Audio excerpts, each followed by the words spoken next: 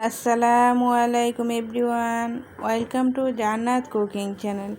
আজকে আমি আপনাদের সাথে শেয়ার করব একটি মাত্র ডিম আর সিদ্ধ করা আলু দিয়ে নরম তুলতুলে ইউনিক একটি নাস্তা রেসিপি। আশা করছি রেসিপিটা সকলের কাছে খুবই ভালো লাগবে। নাস্তাটি তৈরি করার জন্য মিক্সিং বলে নিয়েছি 1 কাপ ময়দা, দিয়ে দিচ্ছি 1/4 টিস্পুন লবণ, দিয়ে দিচ্ছি হাফ চামচ ইস্ট, দিয়ে দিচ্ছি 2 চা চামচ রান্না করা রেগুলার তেল। এখন ময়দার সাথে সবগুলো উপকরণ খুব সুন্দর করে মিশিয়ে নেব।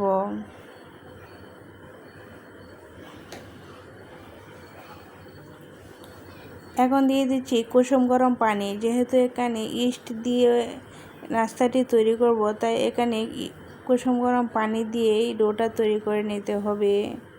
কুসুম গরম পানি দিয়ে ডোটা তৈরি করে নিলে ডোটা তাড়াতাড়ি সফট হয়।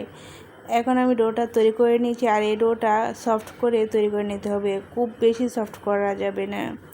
এখন রেস্টে রেখে দেব 10 মিনিটের জন্য। 10 মিনিটের মধ্যে দেখবেন ডোটা খুব সুন্দরভাবে সেট হয়ে যাবে।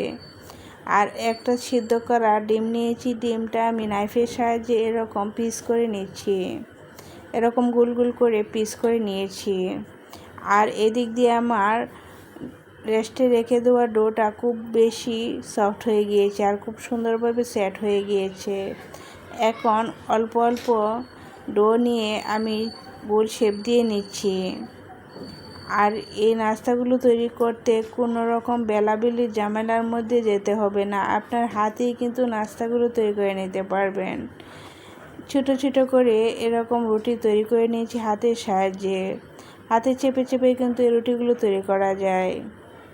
একটু মোটা করে তৈরি করে নিতে হবে। এই নাস্তাটি তৈরি করার জন্য একটা পুর তৈরি করে নিয়েছি, আর এই পুরটা তৈরি করে নিয়েছি সিদ্ধ করা আলু দিয়ে।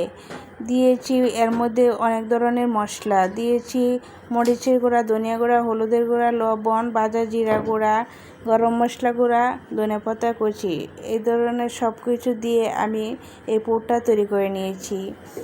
এখন পুরটা তৈরি করে সাইড করে রেখে দিয়েছি। আর একটা প্যান নিয়েছি, প্যানের মধ্যে 2 টেবিল চামচ রান্না করা রেগুলার তেল দিয়ে মিশিয়ে নিয়েছি। আর অল্প একটু পুর হাতে নিয়ে এরকম গোল শেপ দিয়ে রুটির মাপে আমি এরকম চ্যাপটা করে নেব, যাতে রুটির যেরকম বড় করে তৈরি করে নিয়েছি পুরটাও এরকম বড় করে তৈরি করে নিতে হবে।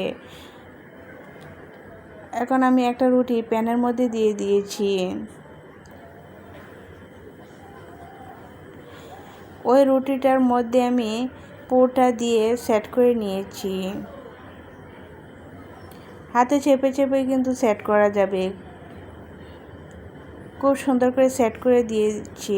এখন উপরে আরও একটা রুটি এরকম মাপেরই তৈরি করে দিয়ে দেব।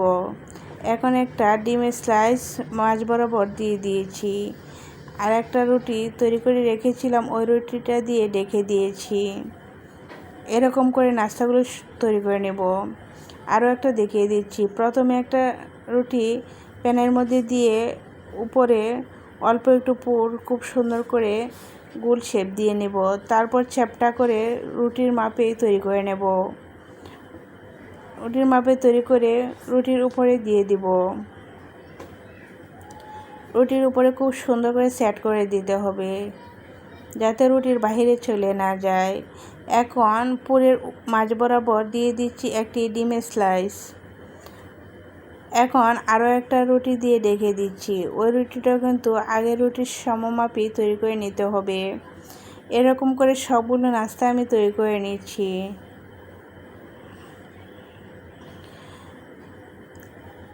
এখানে আমি 3 পিস নাস্তা তৈরি করে নিয়েছি। এখন ঢাকনা দিয়ে ঢেকে চুলায় বসিয়ে দেব। চুলায় বসিয়ে দিয়েছি, আর চুলার আঁচটা আমি বাড়িয়ে রেখে প্যানটা ভালো করে গরম করে নিয়েছি। আর চুলার আঁচটা একবারে লোতে রেখে দিয়েছি। 10 মিনিট আমি রান্না করে নেব।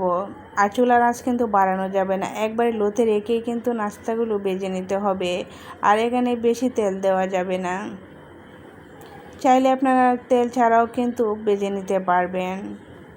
এখন আমি নাস্তাগুলো উল্টিয়ে দিচ্ছি। এই নাস্তাগুলো একবার উল্টালেই হয়ে যাবে, বারে বারে উলটপালট করার কোনো প্রয়োজন নেই। 8 থেকে 10 মিনিট রেখে একবার উল্টালে আপনার নাস্তাগুলো রেডি। এখন ঢাকনা দিয়ে ডেকে আবারও 5 থেকে 6 মিনিট রেখে দেব। এই যে দেখেন আমার নাস্তাগুলো একবারেই তৈরি করা হয়েছে। এরকম করে আমি ভেজে নিয়েছি। এই নাস্তাগুলো একবারেই সহজভাবে ভাজা যায়, কোনো প্রকার ঝামেলার মধ্যে যেতে হবে না। এখন নাস্তাগুলো চুলা থেকে নামিয়ে নিয়েছি। আর দেখেন নাস্তাগুলো দেখতে কত বেশি ইয়ামি হয়েছে, আর নাস্তাগুলো খেতে কিন্তু অনেক মজার হয়েছে। আশা করছি রেসিপিটা সকলের কাছে খুবই ভালো লেগেছে। রেসিপিটা ভালো লেগে থাকলে একটা লাইক দিতে ভুলবেন না। আপনি যদি আমার চ্যানেলে নতুন হয়ে থাকেন তাহলে সাবস্ক্রাইব করে আমার চ্যানেলের পাশেই থাকবেন। আমি একটা নাস্তা কেটে দেখাচ্ছি। দেখেন নাস্তাগুলো কত বেশি সুন্দর হয়েছে, খেতে কিন্তু অনেক মজার হয়েছিল। আজ এই পর্যন্তই। আল্লাহ হাফেজ।